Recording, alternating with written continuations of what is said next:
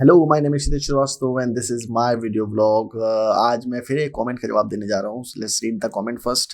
भाई, do a video on Steven Spielberg like you did on Imtiaz Ali and Rajkumar Hirani. So यार, मैंने कोई ऐसे रिसर्च नहीं करी थी उनके ऊपर, राजकुमार हिरानी और इम्तियाज अली के ऊपर, क्योंकि मेरे को जेन्युइन इंटरेस्ट है लोगों के बारे में रीड करने के लिए। तो मैंने जो भी फिल्में देखी थी और मेरी जो जेन्युइन ओपिनियंस थी सिर्फ वही था उसमें। तो स्टीवन स्पीलबर्ग के बारे में मैं एट लेंथ बात कर सकता हूँ।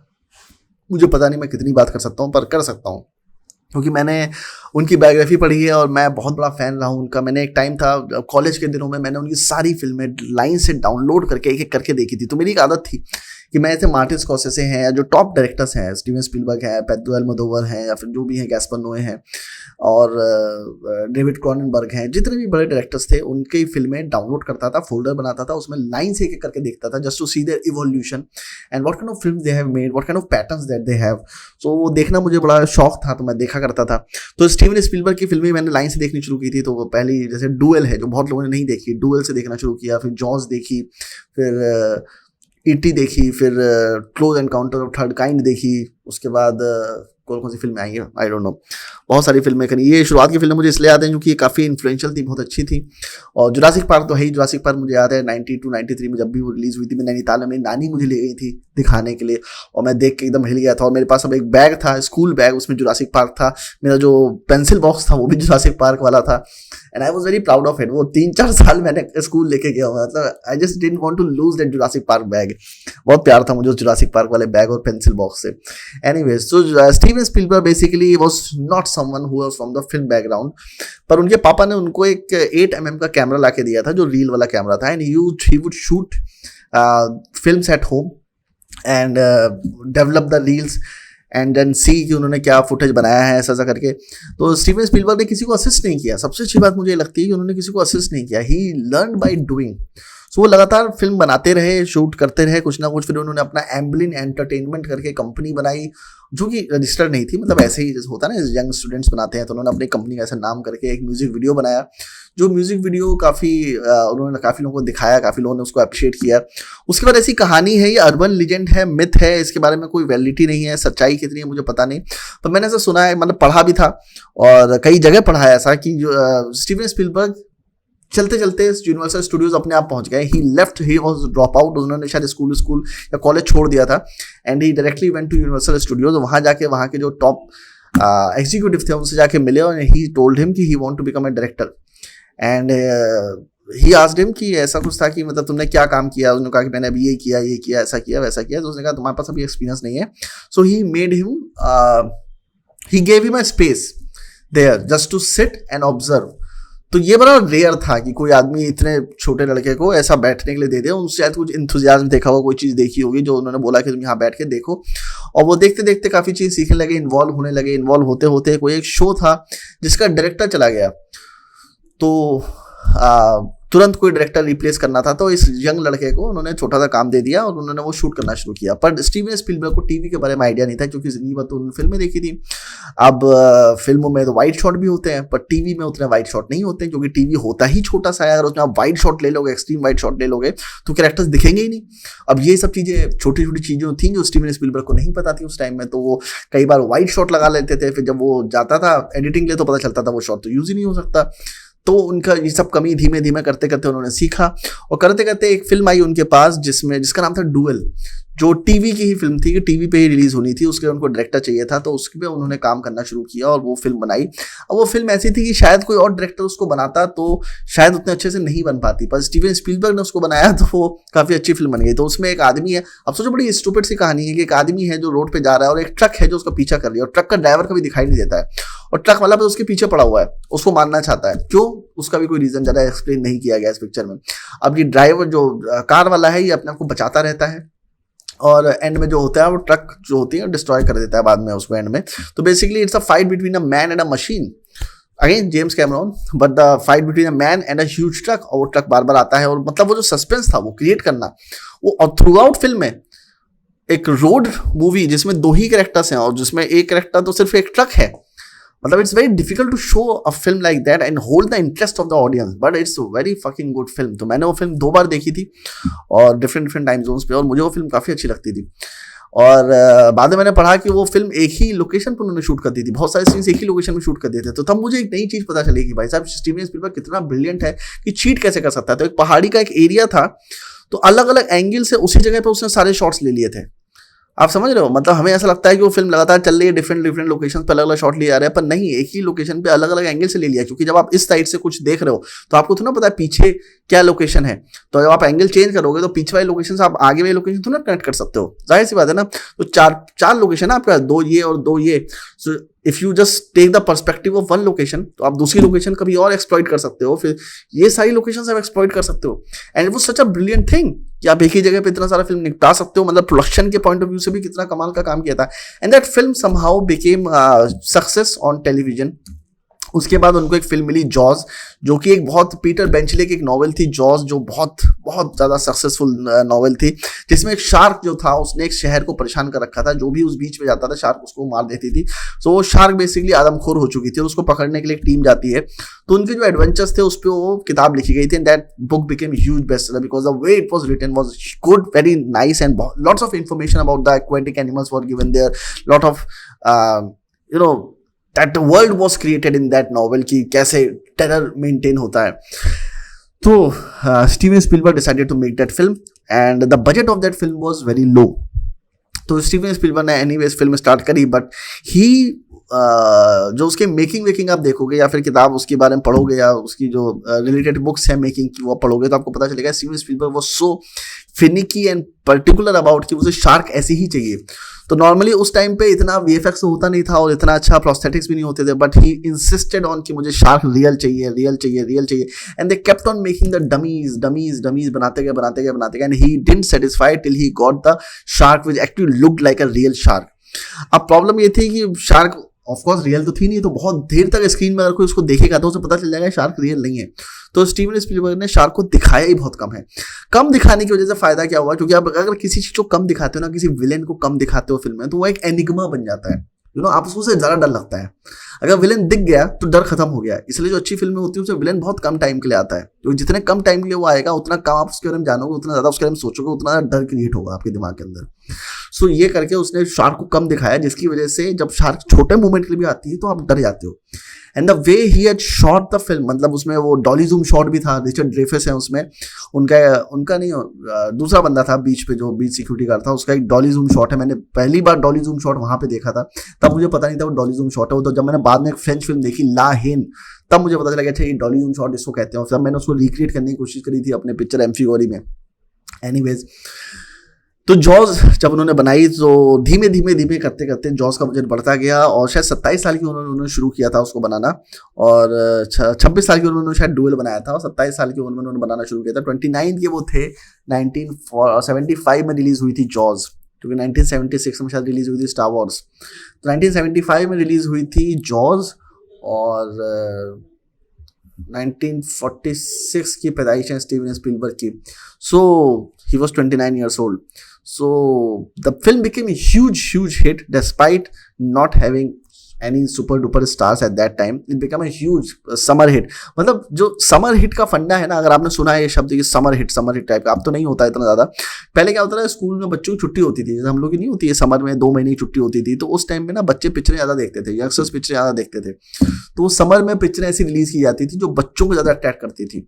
तो जॉज ऐसे टाइम में रिलीज हुई थी। तो Steven Spielberg became the king of summer hits. वो ऐसी पिक्चर बनाता था जो समर में रिलीज होती थी छुट्टियों के टाइम में, और वो ब्लॉकबस्टर होती थी, सब बच्चे उनको देखने आते थे, बच्चे बूढ़े सब उसको देख सकते थे। They became huge blockbuster. So blockbuster का कॉन्सेप्ट ही तो स्टीवन स्पीलबर्ग लेके आए भाई साहब, कि ऐसी पिक्चरें होती थी मतलब लोग बार बार रिपीट व्यूइंग करते थे उसकी हॉल में जाके। सो the film became a huge hit, and this very young director became a huge success at that time, and one of the biggest directors at that time. वो इतनी बड़ी कोई फिल्म किसी ने पैसा कमाया नहीं था उस टाइम तक। और then he made some more films, and then came another film called E.T. Extraterrestrial, जिस पे आपने वो देखी होगी ना पिक्चर बनी थी, कोई मिल गया। तो कोई मिल गया E.T. पे बेस्ड थी। तो E.T. में भी एक बच्चे की कहानी थी जो एक एलियन से मिलता है। कमाल की फिल्म है, अगर आपने नहीं देखी है तो आप देखो। आपने एक एक्ट्रेस का नाम सुना होगा जिसका नाम है ड्रू बैरीमोर, जो चार्लीज एंजल्स में थी और बहुत सारी फिल्में की हैं। 50 फर्स्ट डेट एडम सैंडलर की उसमें भी थी वो। सो ड्रू बैरीमोर का जो बचपन का रोल था, ड्रू बैरीमोर बहुत क्यूट लग रही है उसमें, बहुत बड़ी हिट हो गई थी उस फिल्म में, उस रोल के बाद। छोटा सा रोल था उनका पर बहुत अच्छा रोल था। तो that film became huge huge huge huge huge hit, very big hit, मतलब भयानक लेवल पे हिट हुई थी। और उसके बाद मतलब कहीं ना कहीं जो स्टीवन स्पीलबर्ग का जो फंडा था उस टाइम में वो ये था कि there is a kid who is there is a underdog. तो अंडरडॉग, सबसे अंडरडॉग कौन होगा? अंडरडॉग या तो एक हो कि लड़का है जो अनएम्प्लॉयड है, जॉब नहीं करता है, मानसिक संतुलन खो बैठा है, वो अंडरडॉग हो सकता है। But what is the most underdog character in a story? That can be a kid, because kid is a helpless, kid is always dependent on his parents. जो बच्चा होता है वो अपने पेरेंट्स पे डिपेंडेंट होता है, उसका अपना कोई इतना सोच डेवलप नहीं होता है, उसे एक्सपीरियंस नहीं होता है, वो इनोसेंट होता है। तो ऐसे चीज अगर जाके एक बहुत बड़ी चीज को सॉल्व कर दे, that amuses audience so much. So Jaws के बाद जो भी फिल्में ज्यादातर बनाई हैं स्टीवन स्पीलबर्ग में, उसमें बच्चों का बहुत ज्यादा योगदान रहा है। जुरासिक पार्क में भी आप देखो तो बच्चे बहुत ही ब्रेवली फॉट करते हैं डायनासोर से।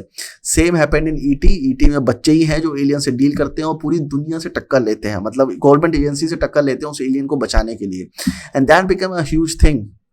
एंड उसमें मुझे भी याद है कि एक पुलिस इंस्पेक्टर था जिसकी मुझे चाबी दिखती थी जेब में, उसकी शायद शक्ल नहीं दिखाई थी मुझे याद नहीं, ईटी मैंने बहुत पहले देखी थी, but it was very great thing. मतलब सिर्फ ऑब्जेक्ट से फियर क्रिएट करना, ये भी स्टीवन स्पीलबर्ग बहुत ब्रिलियंटली करते हैं, जो क्रिस्टोफर नोलान भी बहुत अच्छे से करता है। Christopher Nolan is the master of that, object से कैसे खेलना है, नॉन लिविंग थिंग से कैसे खेलना है। But Steven Spielberg started that, मतलब छोटी छोटी चीजें, सिंबॉलिक चीजें दिखाना जो आपके दिमाग में घर कर जाती है, माइंड मैप करती हैं, वो चीजें स्टीवन स्पीलबर्ग बहुत अच्छे करते हैं। तो उन्होंने वो करी। फिर एक उनकी फिल्म आई थी close encounters of the third kind, जो पिक्चर मैंने 2 बार देखी, पर हालांकि वो पिक्चर मुझे बहुत ज्यादा अच्छी नहीं लगी। तो उसमें एक आदमी है जिसको सपने आते रहते हैं, और सपने आते हैं किसी एक पहाड़ी के, और वो अपने घर में ही वो एकदम पागल हो जाता है और वो पहाड़ी बनाने लगता है। एग्जैक्टली बाद में पता चलता है वो पहाड़ी जो है वो बेसिकली एलियंस उसको मैसेज कर रहे थे, या ऐसा कुछ होता है उसके साथ, और वो उसको थिंकिंग आने लगती है उस चीज़ की।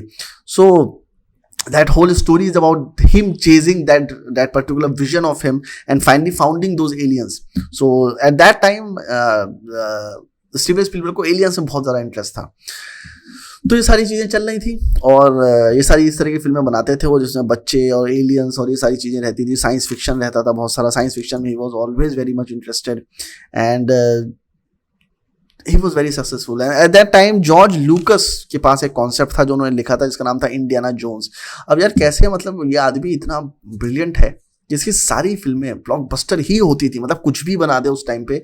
आई think he is one of those rare guys जिसने 1 बिलियन से ओवर डॉलर्स में बिजनेस किया है इसकी फिल्मों ने, मतलब बहुत पैसा कमाया स्टीवन स्पीलबर्ग ने। हर एक फिल्म ब्लॉकबस्टर थी उस टाइम में। So he got this film called Indiana Jones. तो इंडियाना जोन्स एक स्टोरी थी जो लिखी थी जॉर्ज लूकस ने, वो उसको बनाना चाहते थे, पर चूंकि वो अपने दूसरे स्टार वॉर्स के प्रोजेक्ट में बिजी थे, तो उन्होंने अपने दोस्त स्टीवन स्पीलबर्ग को फोन किया। सोचो दोनों दोस्त ब्लॉकबस्टर डायरेक्टर थे। तो स्टीवन स्पीलबर्ग ने कहा मैं बनाता हूँ। तो स्टीवन स्पीलबर्ग बहुत सारे एक्टर्स को कास्ट करना चाहते थे। तब एक एक्टर थे हैरिसन फोर्ड, जिन्होंने एक रोल किया था स्टार वॉर्स में, और स्टार वॉर्स के बाद काफ़ी हिट हो गए थे, तो उसको लेने की बात हुई।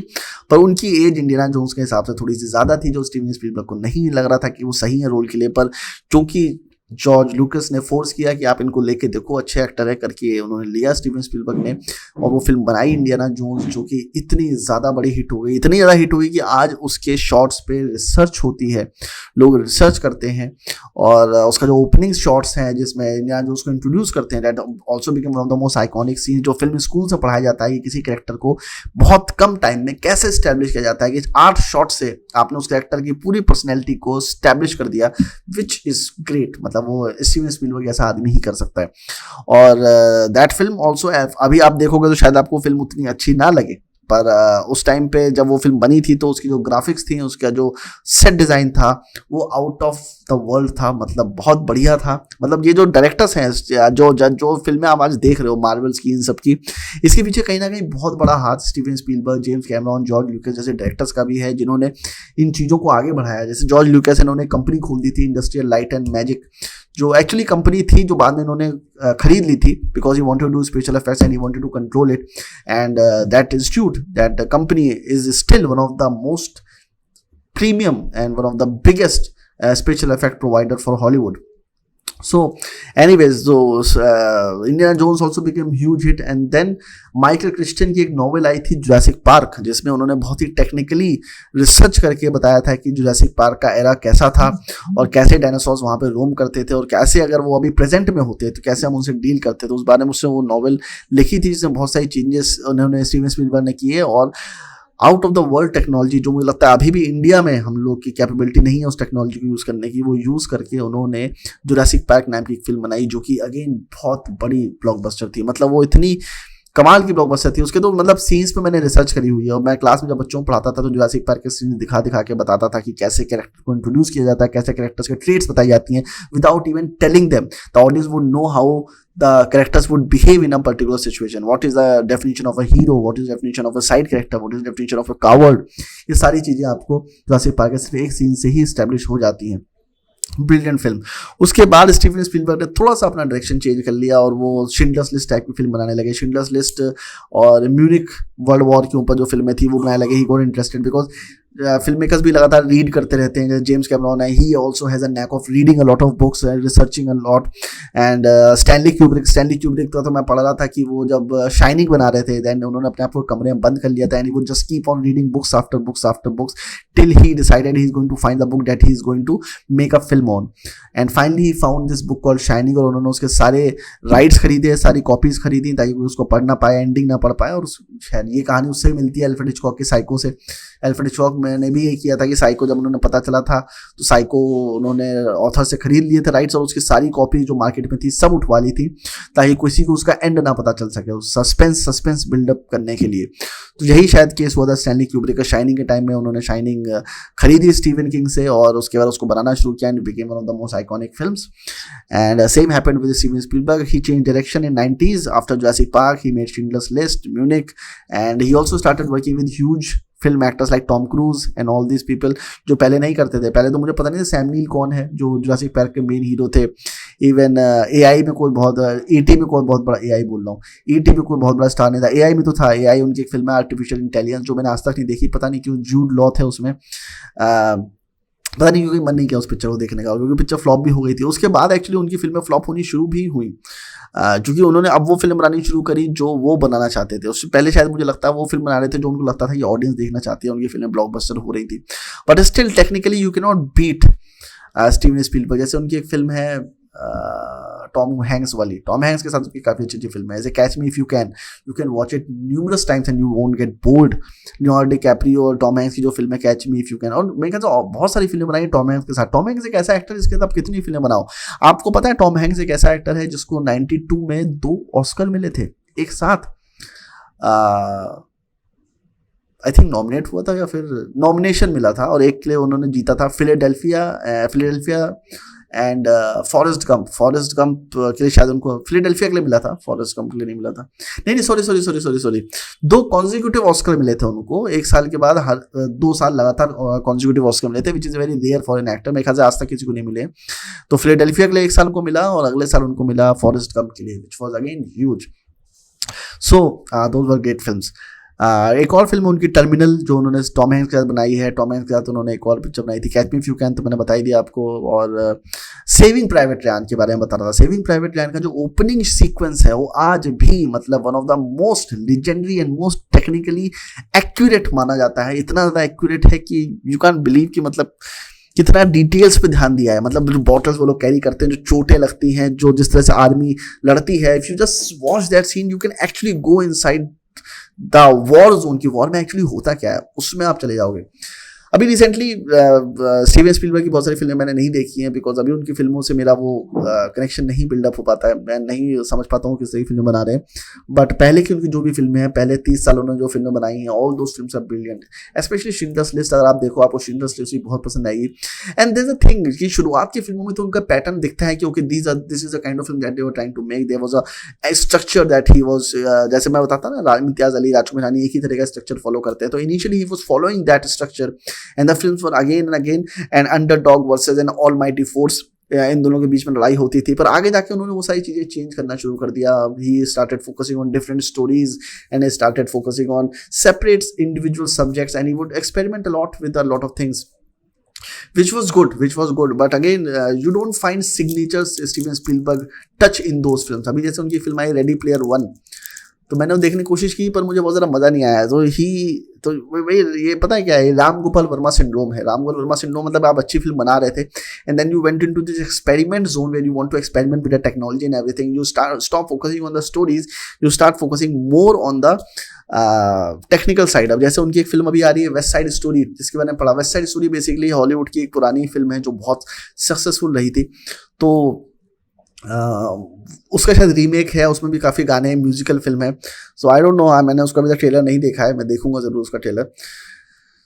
तो अभी वो पैटर्न उनका नहीं रहा, अभी वो टच उनका कहीं ना कहीं लूज हो गया। अभी अगर मैं स्टीवन स्पीलबर्ग की फिल्म अगर रैंडमली कोई अभी पिछले 10 साल या 15-20 साल की कोई लगा दे, तो मैं उसमें डिफरेंस नहीं बता सकता कि ये स्टीवन स्पीलबर्ग की फिल्म है, कि ये उन्होंने बनाई होगी। तो वो सिग्नेचर उनका मिसिंग है। जैसे स्कॉर्सेसे की फिल्म है, अगर आप देखोगे तो आज भी उनकी फिल्में देखोगे तो आप बता दोगे शॉर्ट टेकिंग से कि स्कॉर्सेसे की फिल्म है। That is a good thing as well कि स्टीवन स्पीलबर्ग अपनी हर फिल्म में नई नई चीज़ें एक्सपेरिमेंट करते रहते हैं, नई नई चीज़ें करते रहते हैं।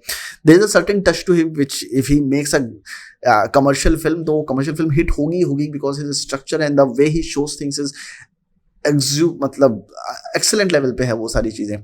जेम्स कैमरॉन लेवल पे, मतलब ये दोनों मतलब बाप है, मतलब ये दोनों बाप नहीं भगवान है basically. Steven Spielberg and James Cameron are gods of film making.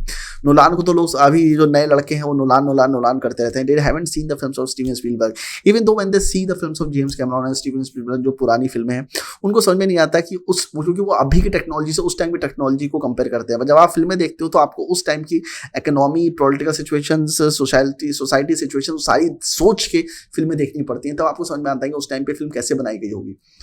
So this is what I wanted to tell you about Steven Spielberg as far as I knew. I hope कि आपको हेल्प मिली होगी, अच्छा लगा होगा सुन के। अगर नहीं लगा है तो कोई बात नहीं, लगा है तो भी कोई बात नहीं। मिलते हैं जल्दी नेक्स्ट व्लॉग में। Bye bye.